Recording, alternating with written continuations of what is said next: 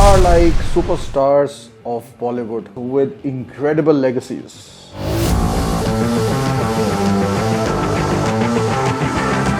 But this is John Abraham, an anomaly. But does it have what it takes to get on the top? You see, Ultraviolette as a motorcycle manufacturer has many more challenges than just being a new company. The ICE machines that you just saw enable us to do three things: breathe power, wheel power, hear power. And that is what us motorcyclists have been programmed to do since decades. The pain of seeing the two strokes give way to the four strokes was traumatic enough. And now this, motorcycles that sound like a hairdryer, have no heartbeat and smell like a pair of tires at best. Well, I'm not saying anything. This guy is. I might have to let it drop.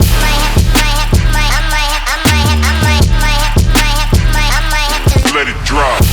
And then there's the issue of range anxiety. In the universe of Green Lanterns, when their energy wanes out, they can recharge their ring by reciting the iconic oath and drawing power from the central power battery on the planet of Oa. But here in the real world, unfortunately, there are no such options.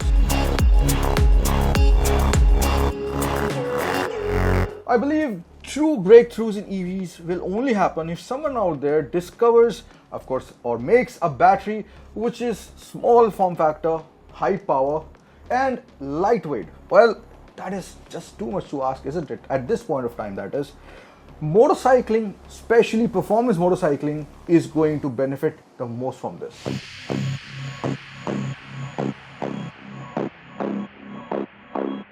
Well, there are other issues that mar the brilliant company that Ultraviolette is. If I go into the shoes of the founders of Ultraviolette, then I will be forever white-knuckled and panicky, mainly because of two reasons. First, any big player like one of the big Japanese force or the crazy Europeans can come out with a motorcycle as good as the F77 Mach 2 here in its current form. The resources and experience along with the distribution network and their legacy can probably pull this off in 1 year, what UV took more than half a decade. That sounds insensitive, but it is the truth. Second, the EV technology itself doesn't serve the purpose why it was adopted in the first place. It is definitely not green and eco-friendly. Where is the electricity charging these EVs coming from? So when you have created something so beautiful with so much love and dedication, you don't want to see EVs being replaced by another technology. At least not soon.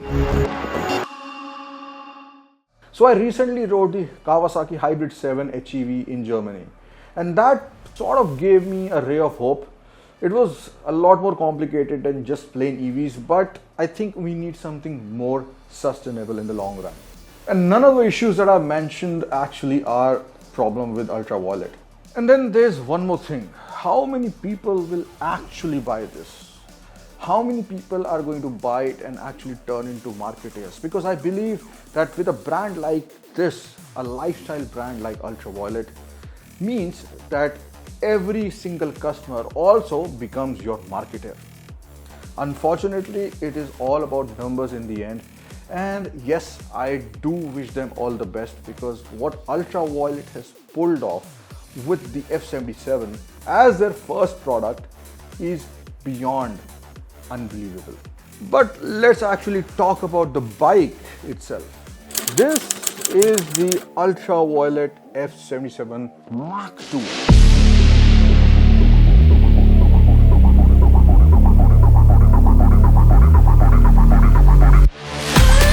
The latest and greatest in the installment of wonderful motorcycles from the stable of Ultraviolette, which is in fact an Indian EV manufacturer that was established not long ago in 2016 by two childhood friends, Narayan and Neeraj.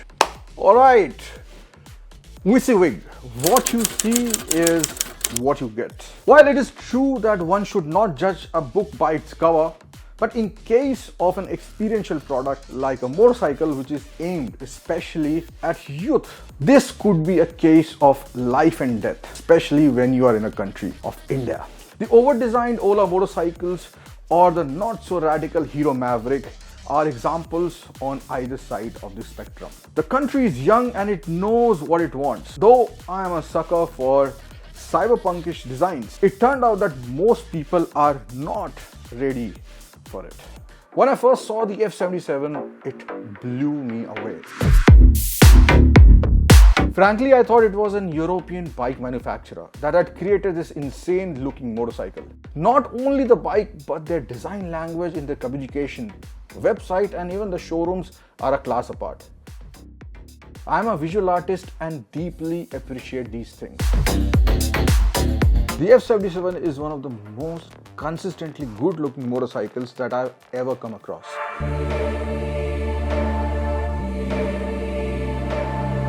The front 3/4 is as good as the rear. Attention to detail is plenty, minimal stickering, great paint quality,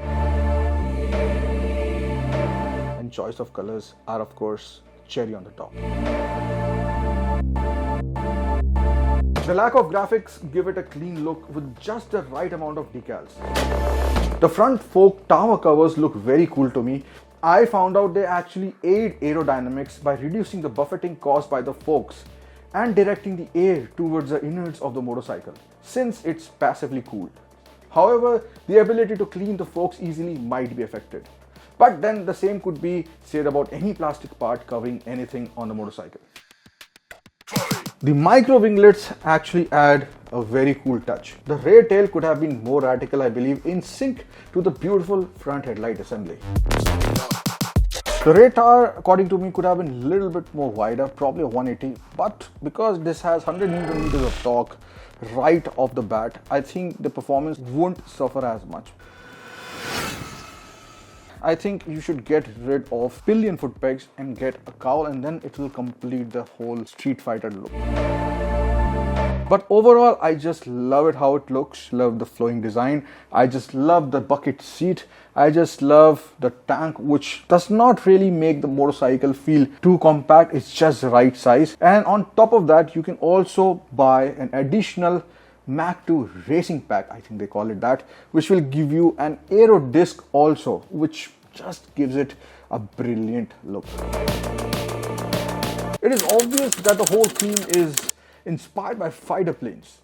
The showrooms are called hangars, and throughout the communication you will find words derived from the world of speed and precision, while their meetups are even called sorties and so on, which is a great play at the superficial and at the subliminal level, by the way. Associating your product with the fastest and most precise technology and machinery ever made by man, including aerospace, gives it a strategic psycho advantage in the eyes of the discerning customer. Even the founders like to call themselves Iceman and Maverick. The F77 Mach 2 is projected as a performance motorcycle. That is a very serious claim. With the Recon version, that is this one, this has a bigger battery pack, having a 10.3 kilowatt hour battery.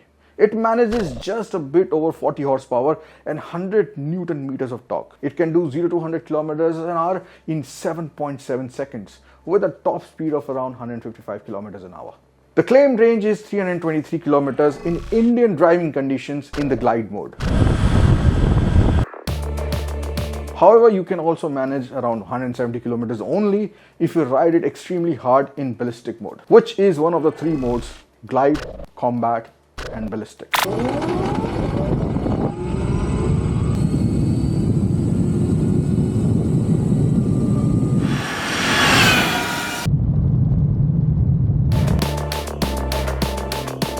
The brakes are Bibre 320mm up front, single disc, and 230mm rear with dual channel ABS.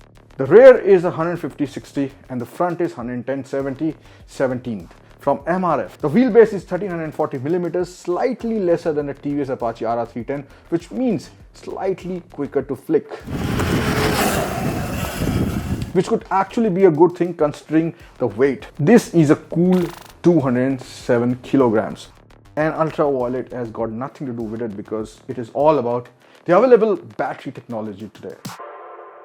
The bike does feel heavy when taking off the stand, but once you are on the go, the weight disappears. The center of gravity could have been a little bit more lower. The seat height is 800 millimeters and the ground clearance is 160 millimeters, which is not too much, but it's decent. The front and rear suspension are only adjustable for preload. This also has a steel trellis frame with an aluminum bulkhead. So I've ridden the Harley-Davidson Livewire, the Energica SA 9 Plus, and a few other performance electric motorcycles. And I feel that the Ultraviolette is right up there. Of course, we have to remember that this is a relatively new company with a limited budget, and it was bootstrapped for many years. So yes, kudos to them. This is the boost charger which Ultraviolette gives you when you pay them 27,000 rupees. And of course, as the name suggests, this can charge your bike much faster than the regular charger which the bike comes bundled with. And this here is an aluminum flap, magnetic. It opens like this, and then you have to put this here. You can go from 20 to 80% in around 2.5 hours with this, which is not bad, but which is also not blisteringly fast. Energy regeneration is an important way to put back some of the charge back into the battery when you brake. The F77 Mach 2 has 10 levels of regeneration. With practice, you can also use level 10 regen at city speeds to modulate the speed of the bike without even using the brakes. Even though 2 fingers should always remain on the brake lever for panic situations. I won't recommend this mode on the highway, as a speeding vehicle from behind could ram into you, as they might not understand the built-in anti-collision warning signal beacon. That means you are decelerating using regen. The regen also simulates engine braking that we experience in ICE vehicles. The main charging, of course, will come from the mains. The battery pack itself is the largest in any electric vehicle in the motorcycle category in India. It is enclosed in an IP67 water resistant and dust resistant enclosure.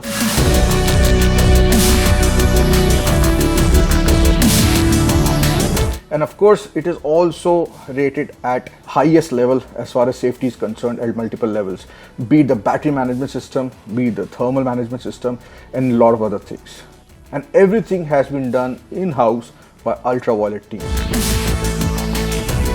So I've realized that filling up an ICE vehicle is like taking a plane journey, while recharging an electric vehicle is sort of like a train journey where you have a lot of time to enjoy, a lot of time to absorb the sights and sounds and stuff like that. And that is a realization which you can only have once you start owning a performance electric vehicle like this, which has a larger battery pack and requires longer charge times. And in fact, with one of the restrictions which is there with the battery and the battery charge technology, the boost charger is so big that Ultraviolette has actually gone all the way by showing that you can carry their boost charger on longer rides in one of the panniers installed on their motorcycle. Today there are around 40 Supernova charging stations built by Ultraviolette, but mostly they are in South and Central West India. But they are looking to expand. They are also looking to tie with HPCL outlets, which means that you can get charging stations, especially for the Ultraviolette, at many places in India.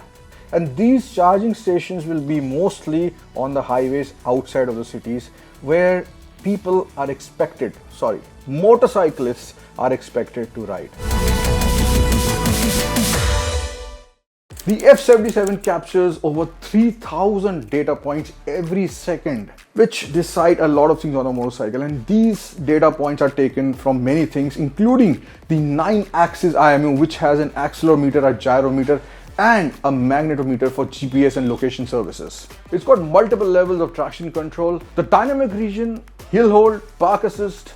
This is tied up with their Violet AI and the phone app, and they also give you other features like movement alert, fall alert, and towing alert in case somebody likes your bike too much and they decided to take it. Some things like the cornering ABS will be hopefully available as an OT update, and this is what I like about the new era of motorcycles, that you can actually add features by just not even touching the motorcycle or adding a new component, and it will make your motorcycle feel new. The DSC system on the bike activates ABS when dynamic region is engaged, which is intriguing since you're not even using the brakes physically. But I guess it's a very interesting feature. Well, it doesn't stop here. The bike also has TPMS, which is standard in a lot of motorcycles, but it is just a nice feature to have. Everything is for nothing if a motorcycle doesn't ride well. Well, that is the most sacrosanct specification of all. Only some aspects can be described objectively. I mean, I miss the clutch and the gear engagement, but we are now beyond that because we know that's standard with all EV motorcycles. The instantaneous torque is also something that cannot be termed as unique anymore. Well, what now matters is the ride geometry, the quality of the components, and of course the battery pack, and all the electronics which tie all of these things together. The front here is a little bit heavy because of the battery pack, and that shows when you're riding it on the road because the clip-ons, they tend to give you that feeling of being a little bit more stiff than what probably would have liked. But overall, I think it handles really well. Cornering is something which would have benefited from a lighter battery pack, but again, that is a restriction right now with the battery technology and could be elevated with the advent of solid state batteries whenever that happens. The center of gravity on this motorcycle is not that low, again because of the battery pack. And unlike ICE engines which manage the COG much better, we have to contend with what we have got, but that is not to say that this bike is not good in corners. In fact, it does corner quite well. But you always have that feeling that it's little too heavy than what you would have liked when you're taking a corner.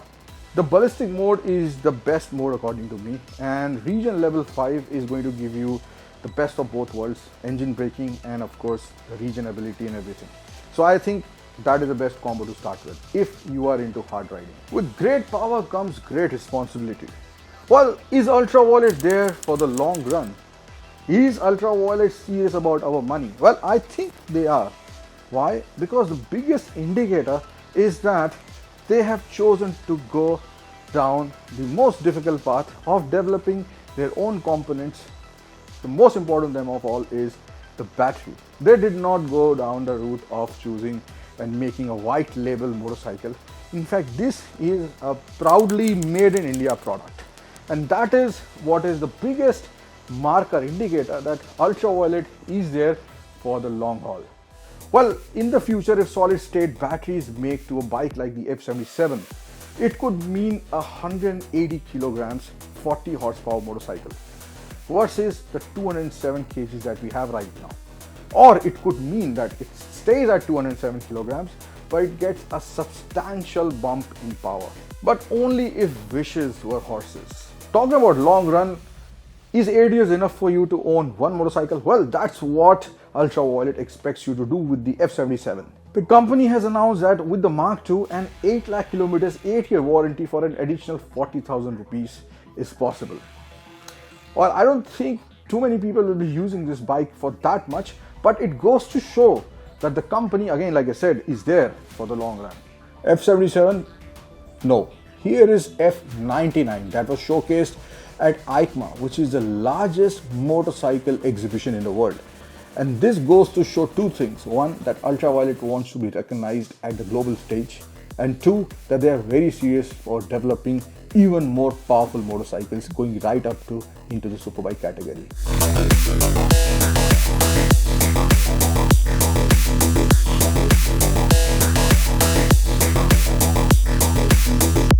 I feel extremely proud when I show people out of India that this motorcycle is made in India. Yes, and I wish all the best to Ultraviolette, and that's about it, guys. I think I've spoken too much. You have a nice one. Oh wait, did I make you hear this, how it sounds? Oh, that's the wrong one. I'm sorry about it. No, don't be touchy. I'm really sorry. Bye bye.